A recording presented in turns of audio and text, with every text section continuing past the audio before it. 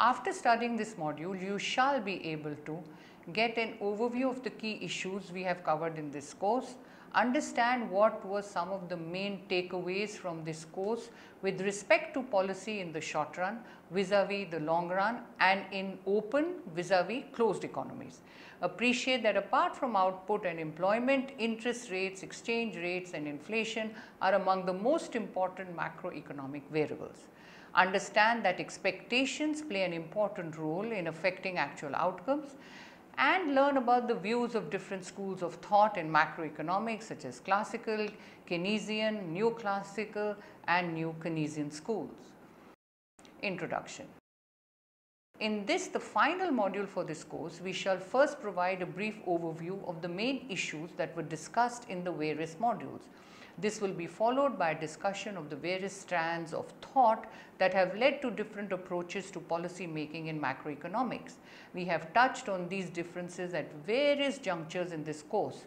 We hope that the discussion in this module will further clarify your ideas about some of the differences between classical and Keynesian economists, especially regarding government intervention vis-a-vis reliance on the market forces and regarding the importance of demand vis-a-vis supply side economics. A macroeconomic analysis and policies, key issues and takeaways. At the very beginning of this course, we introduced some of the key issues that macroeconomists are typically concerned about, which was in module 1. And then we began the course with a discussion on certain basic tools and accounting concepts. First, we learned how to define and measure one of the most important macroeconomic variables, that is GDP, which we did in modules 2 and 3 of a nation. Our discussion on measurement of GDP on the equivalence between aggregate income, expenditure, production approaches and on national income identities served to highlight several important interrelationships among macro variables. We obtained a basic idea about how production gives rise to employment and income generation, and about the importance of spending by households, firms and the government, the key economic agents in a macroeconomic context. We also learnt about key variables in an open economy, that is exchange rates and international trade and capital flows, and about the balance of payment, an important accounting concept in an open economy, which we studied in modules 4 and 5. Thereafter, we introduced our very first analytical construct, one of the simplest models of the economy that helped us capture the determinants of aggregate output in a Keynesian framework, which we discussed in modules 6 and 7. The simple Keynesian model emphasized the importance of aggregate demand in the presence of excess capacity on the supply side, which allowed the operation of the multiplier effect, a one-shot increase in an exogenous component of aggregate demand, leading to manifold increase in aggregate output and income. Extending the Keynesian framework to include the money market helped us to understand how interactions between the real and financial sectors simultaneously determined aggregate output and the rate of interest, which we studied in modules 8, 9 and 10. It also gave an idea about the role of banks and especially the central bank in the conduct of monetary policy. This framework was particularly useful for understanding the interlinkages between the real and the financial sector, the operation of monetary and fiscal policies and their impact on key macro variables like consumption and investment. The Keynesian framework was also used to analyze the implications of openness to international trade and capital flows, which we studied in modules 11 and 12. This allowed us to understand the role of exchange rates under alternate exchange rate regimes, that is fixed versus flexible, and also gave an analytical foundation for appreciating policymakers' concerns regarding trade deficits and unfettered international capital flows. This analysis paved the way for a deeper understanding of the implication of interest rates, a key macroeconomic variable, and of the interrelations between interest rates and exchange rates in an open economy setting, which were in modules 13 and 14. In fact, later in the course, we delved deeper into problems such as sustainability of current account deficit and explored issues such as causes behind currency crisis and their implications, module 27 and 28. The globalized world has witnessed increasing integration of domestic economies with the world economies. As such, it is very important to get a flavor of some of these issues pertaining to open economy macroeconomic analysis. A second macroeconomic environment essentially stems from stability of three key macro variables, that is interest rate, exchange rates and inflation. The ISLM framework captured the first two of these, but not the third. Therefore, the model was extended to incorporate the impact of change in the aggregate price level, and we introduced the ASAD framework in modules 15 and 16. The aggregate supply curve or the AS curve essentially captured the relation between price and output via the labor market, where negotiations between workers and firms or employers determined wages and employment. Price setting by firms depended on existing market structures, while output was determined by the nature of firms' production functions. The aggregate supply curve essentially captured this complex relation between aggregate price levels and aggregate output. Indeed, as we saw, there is some debate on the exact nature or shape of this curve. The aggregate demand or the AD curve captured the impact of prices on goods and money market adjustments and gave the relation between aggregate price levels and output from the demand side. The ASAD framework was useful for analyzing the impact of monetary and fiscal policy on prices as well as output, and it gave an idea regarding the process of adjustment involved for attaining full employment equilibrium, which was in module 17. From aggregate prices, we move to the determinants of inflation, one of the most widely discussed macroeconomic phenomena. Using the Phillips curve, given the importance of the labor market for determining aggregate prices and inflation, we first examined various theories of unemployment, which was in model 18. Thereafter, we saw that short-run version of the Phillips curve highlighted the role of the labor market and of wage and price setting by firms in determining the rate of inflation, which was in module 19. While the long-run version of the Phillips curve was essentially very useful for understanding the role of inflationary expectation in affecting the actual inflation rate, which was in module 20. In fact, the role of expectations was also explored in more detail later on in the course as we examine the implication of various theories of expectation formation, such as adaptive expectations, rational expectations, etc., and its implications, especially in the context of financial markets, which was in module 29. Moreover, our discussion on currency crisis also showed that expectations about the future can be self-fulfilling and therefore play an important role in precipitating economic crisis, which we studied in module 28. One of the key empirical regularities in macroeconomics relates to time path of aggregate output in an economy. Typically, output fluctuations follow cyclical patterns in the short and medium run, whereas a secular increasing trend is mostly commonly observed over longer periods of time, for example, 50 years or more. We examine the phenomena of business cycles and especially emphasize the importance of identifying leading indicators in order to accurately predict upturns and downturns in economic activity, which we studied in module 21.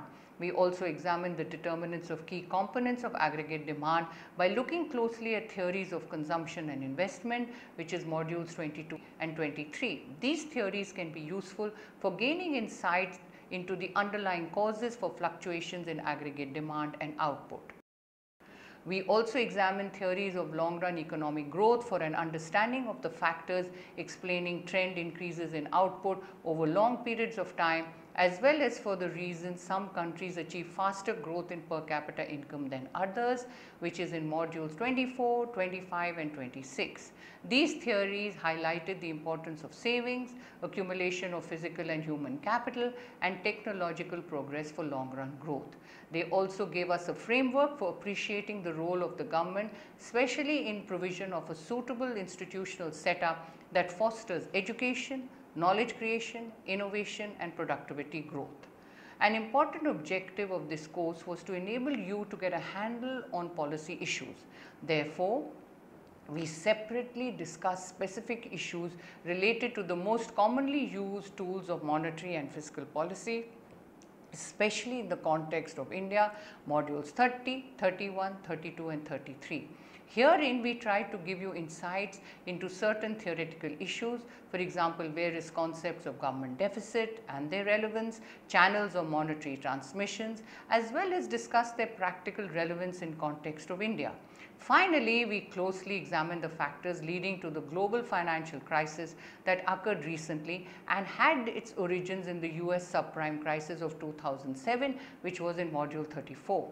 This discussion highlighted the close linkage between the real and financial sectors, the importance of asset prices, especially housing prices, as macro variable, and the relevance of policy, especially the Keynesian style active government intervention during an economic depression. To sum up, in this course we learnt about the interrelation between the real and financial sector and the key role of macro variables like interest rates, exchange rates, inflation and asset prices, which are, for example, stock prices, housing prices in the economy.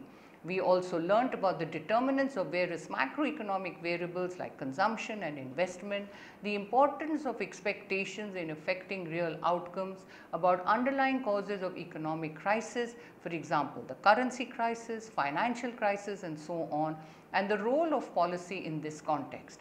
Further, we study the role of policy in the short run as well as the long run and in closed as well as open economies.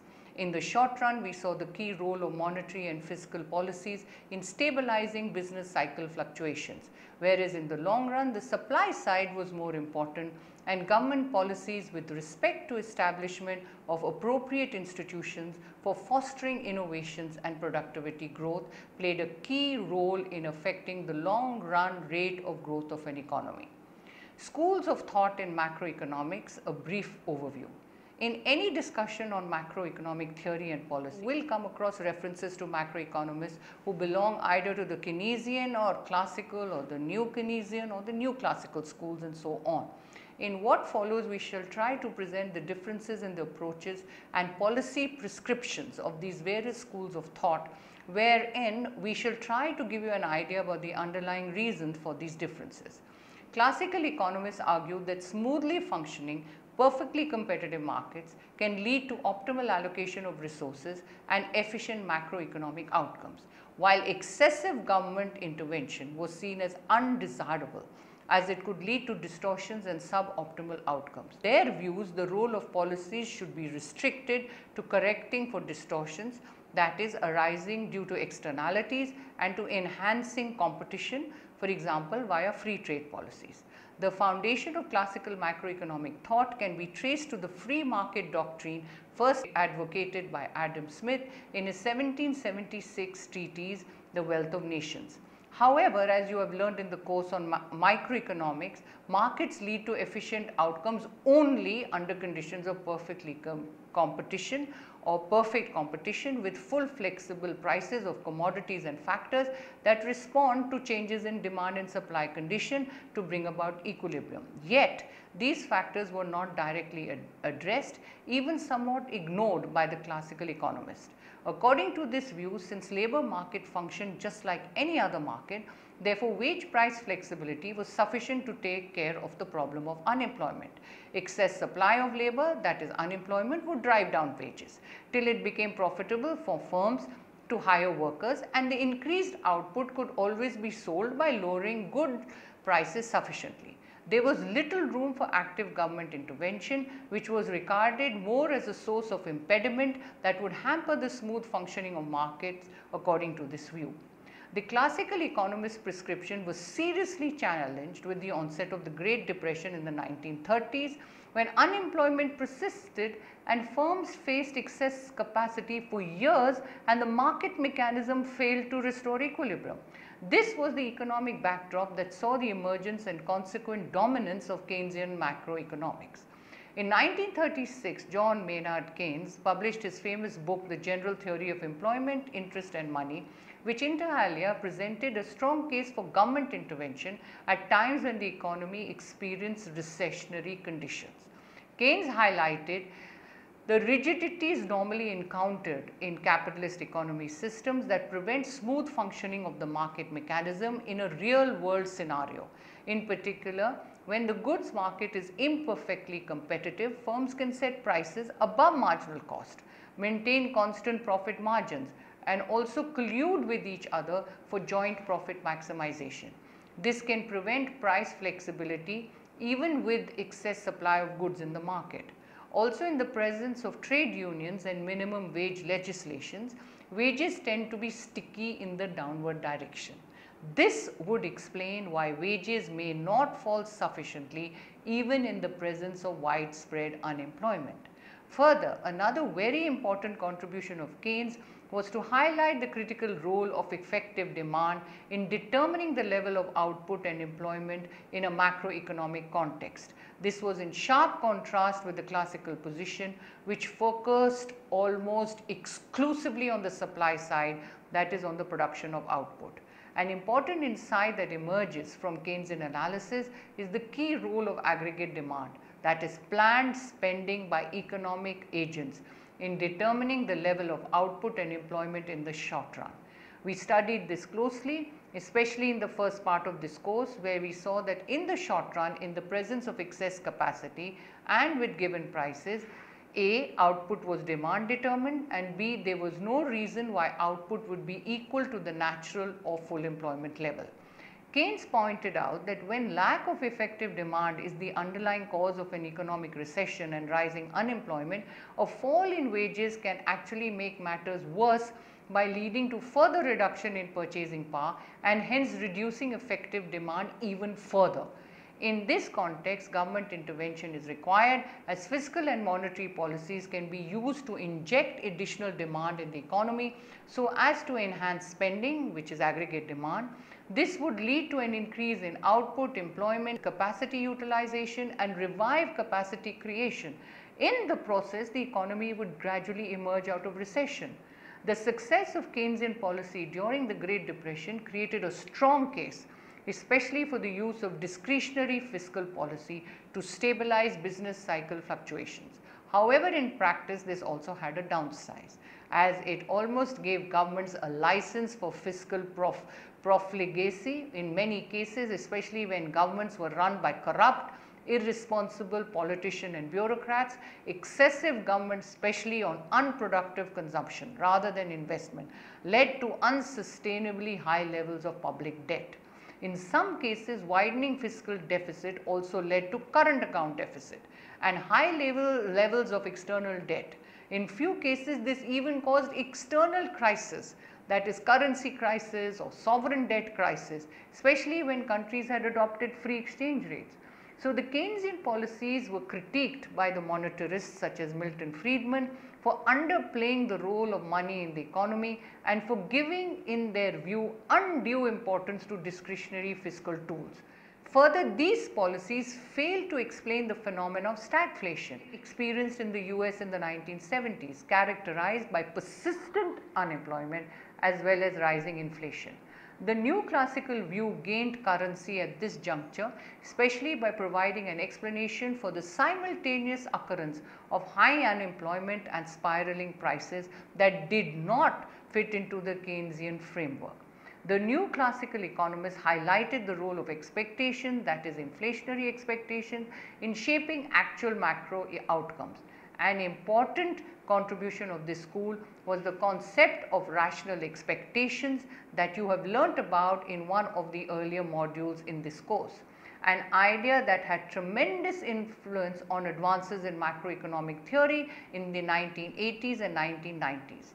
They proposed that utility maximization by agents with rational expectation led to optimal macro outcomes, and in their framework there was little role for systematic policy interventions even in the short run. As you can see, the new classical and classical schools share the same basic ideology in terms of reliance on the market mechanism and with regard to the role of discretionary government policies. The new classical economists stressed on the importance of micro foundations for macroeconomic theories, and one of the grounds on which they criticized the Keynesians was the lack of proper micro-theoretic justification for the Keynesian assumptions regarding wage and price stickiness. The response to this critique has come from the new Keynesian school, which has engaged in extensive research aimed at providing sound micro-theoretic foundations for the Keynesian arguments. Their research tries to address features such as oligopolistic markets, imperfect information, absence of rational expectations that are observed in reality. The new Keynesian have in fact strongly criticized the new classical economists' assumption of rational expectations, which they point out is rather unrealistic, as there is a limit to the amount of information that can be processed even by a rational individual. In response to such criticism, the new classical school has also engaged in research aimed at modifying their framework and improving its explanation for macro phenomena such as business cycle fluctuations and unemployment.